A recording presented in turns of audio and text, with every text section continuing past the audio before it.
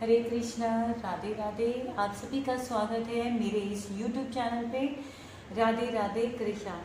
आप सभी को सबसे पहले शरद पूर्णिमा की बहुत बहुत शुभकामनाएं। मैंने आपको दर्शन, जो डेली दर्शन वीडियो भेजती हूँ उसमें मैंने आपको दर्शन करवाई दिए हैं युगल सरकार के। और ये भी मेरे युगल सरकार जो बहुत ही आज सुंदर तैयार हुए, और राधा रानी खास करके बहुत ही सुंदर लगती है, बहुत ही कृपामय है, बहुत ही सुंदर है।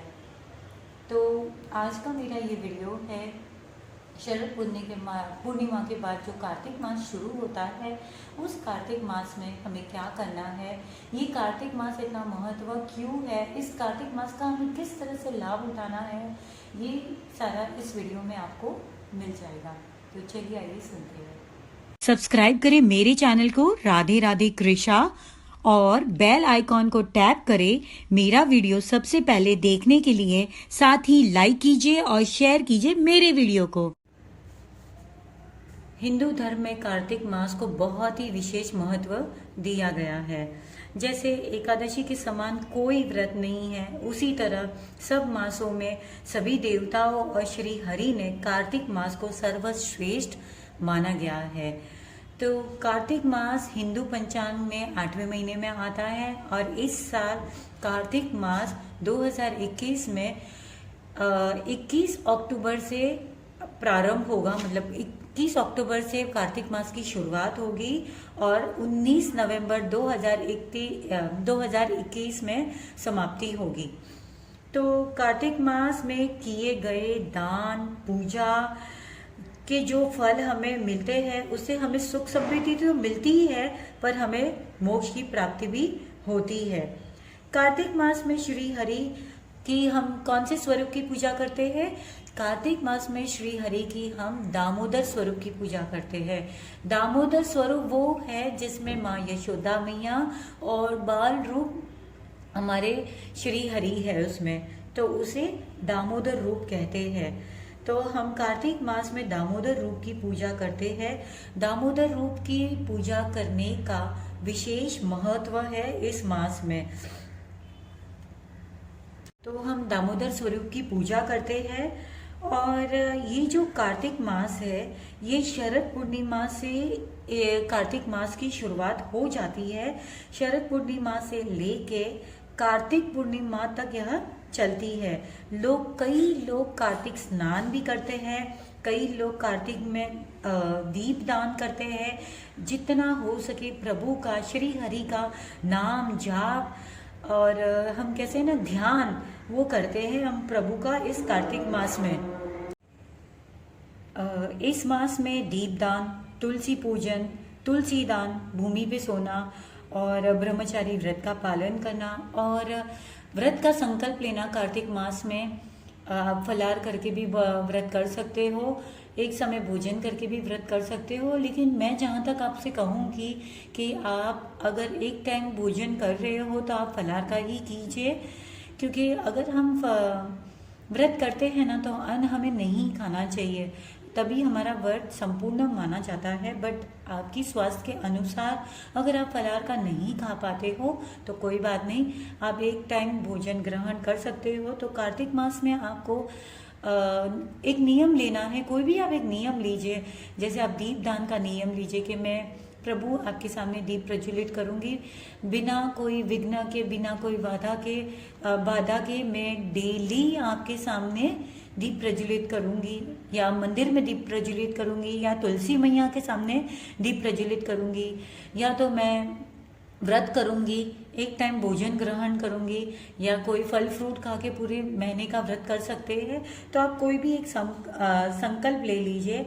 और इस महीने में, कार्तिक के महीने में, हमें दाल नहीं खानी है।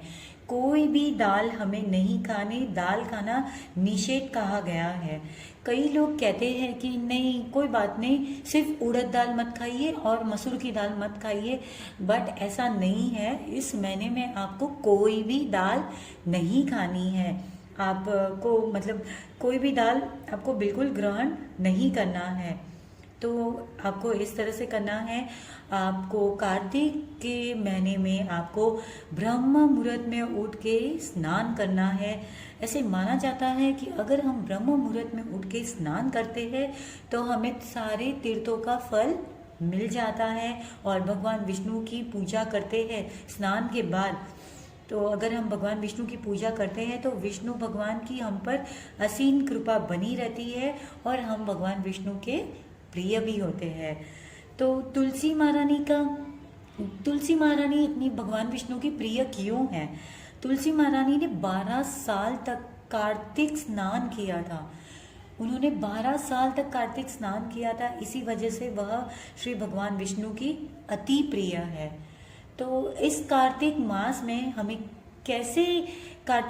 में हमें क्या नियम फॉलो करना है वो मैं आपको बता रही हूँ। आपको रोज सवेरे जल्दी उठना है। नियम से आप ब्रह्म मुहूर्त में उठ जाइए। उठते ही मैं हमेशा एकादशी के व्रत में भी आपको बोलती हूँ, आप स्नान करते समय थोड़ा सा तेल या आंवले का जूस या कुछ भी नहीं हो तो 1 बूंद गंगा जल का मिला के आप स्नान कर लीजिए। आपके सारे तीर्थों का फल आपको मिल जाता है उस तरह से स्नान करने से। फिर आप स्वच्छ कपड़े पहने हुए कपड़े ना पहने पूजा में, और कार्तिक मास में तो हो सके तो अपने आप को स्वच्छ रखिए और स्वच्छ कपड़े पहने। स्वच्छ कपड़े पहनने के बाद आप अपने मंदिर की सेवा कीजिए, पूजा कीजिए। पूजा करने के बाद प्रभु के पास क्षमा याचना कीजिए, जो भी आपसे भूल चूक हो गई हो।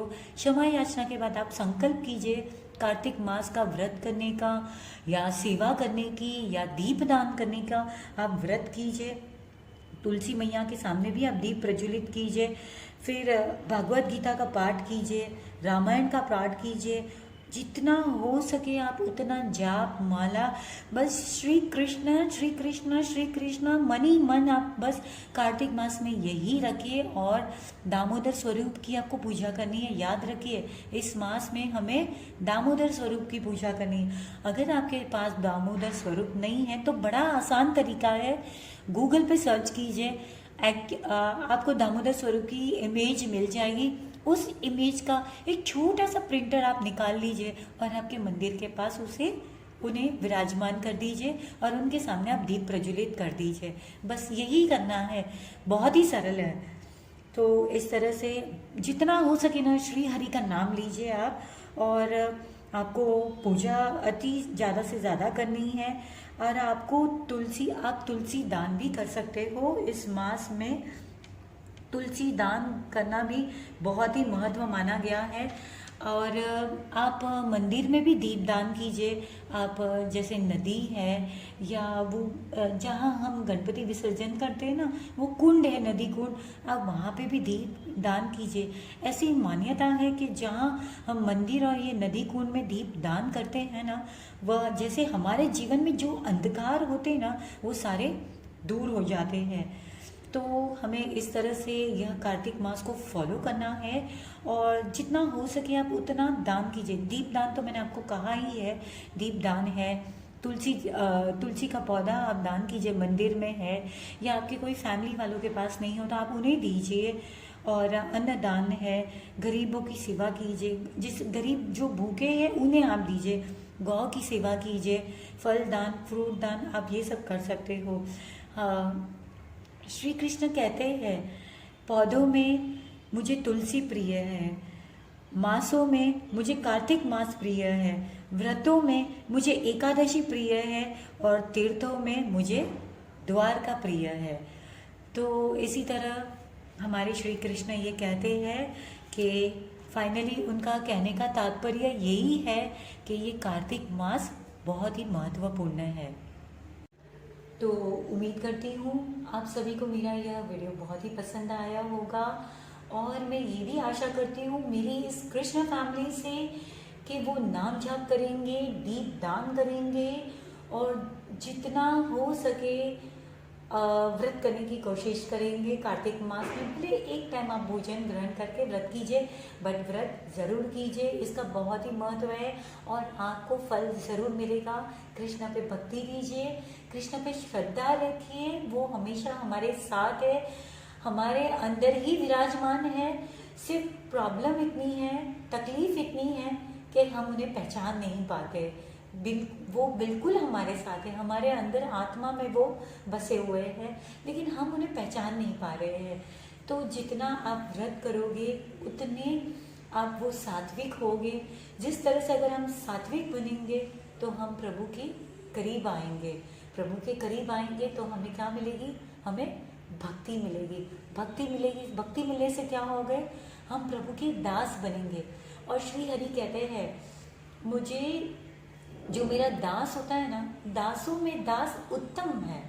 तो मतलब श्री हरि कहते हैं जो दास बनते हैं ना प्रभु के, और अगर हम उसके भी दास बनते हैं ना, तो वो श्री हरि को बहुत ही प्रिय होते हैं। इसलिए हमें क्या बनना है? दासों का दास बनना है श्री हरि के लिए। तो श्री हरि हमें खुद ही देख लेंगे, खुद ही हमें हाथ पकड़ के आगे खींच लेंगे।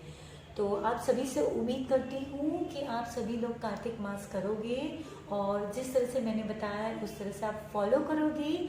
और आप सभी को मैं यही बोलूँगी, मेरे इस तरह वीडियो को लाइक कीजिए, आपके फैमिली मेम्बर में आप शेयर कीजिए, कमेंट ज़रूर से कीजिए। आपके कमेंट का मुझे हमेशा इंतज़ार रहता है।